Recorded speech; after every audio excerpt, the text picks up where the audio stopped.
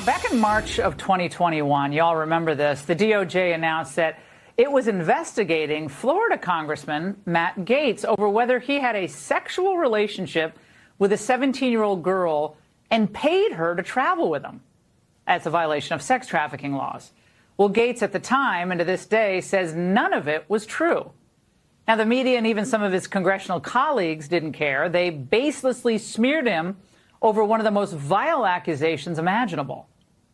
Matt Gaetz, who is, pretty close at some point to hopefully being indicted for being a pedophile. It's an indictment of today's GOP, a party that elevates the ignorant, the racist, the fabulous, and the fraud. Matt Gaetz, the credible charges of sex trafficking. Matt Gaetz is an alleged child sex trafficker who has been under federal criminal investigation. He decided who would be the speaker. To get a sense of how truly awful those people are, some of those comments even came after investigators recommended against charges last year. Now, today, the final vindication as the DOJ officially decided it will not pursue any charges.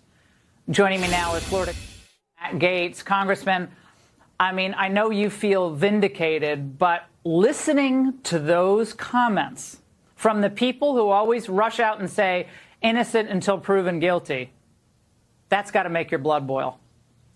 Yeah, I got the news today in sort of a surreal fashion. I was interviewing an FBI whistleblower in a transcribed interview when my lawyers got this information from DOJ. And remember, Project Veritas got a CNN director on an undercover video saying that the reason the media was propagandizing my life and telling these lies about me breathlessly over and over is because I'm effective at impacting legislation. And like when CNN criticizes me, you have to think, are they projecting a little bit? Like, wasn't it the CNN president of the company that had to step aside because of sexual allegations? Wasn't it their top-rated show, Cuomo, that had to get canceled because of lies and cover-ups over sexual allegations? And then it was their own legal analyst who had no problem opining as to the lies about me, then has to step aside because he was doing unspeakable things on a Zoom broadcast. So I don't really take my P's and Q's from the mainstream media. Okay. For the last 2 years, I've been fighting for my constituents, and the mainstream media largely has been like a refuge for scoundrels and weirdos. Well, Congressman Gaetz, a lot of people at the time said when these charges were made against you that this was they were picking you off.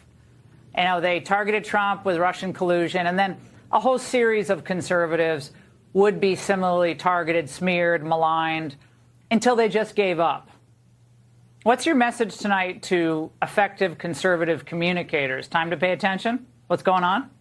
Well, we all have to watch our back because that's where the target is. But I can tell you that I drew great inspiration from the way President Trump didn't let the process become the punishment. He forged ahead to institute policies regarding our border, regarding our economy. And I also look to the mentorship of my friend Jim Jordan, who also faced totally false allegations and was in a position where he continued to lead on critical Republican efforts. So I know folks don't always agree with my perspective on everything, but I have been working to impact the Congress in a positive way, get us out of foreign wars, focus on the border, and now I serve on the committee focused on the weaponization of this government against our people. And having been through the experiences of my life, I hope I'm able to be an effective member of that panel. Congressman, we appreciate it. Thank you very much.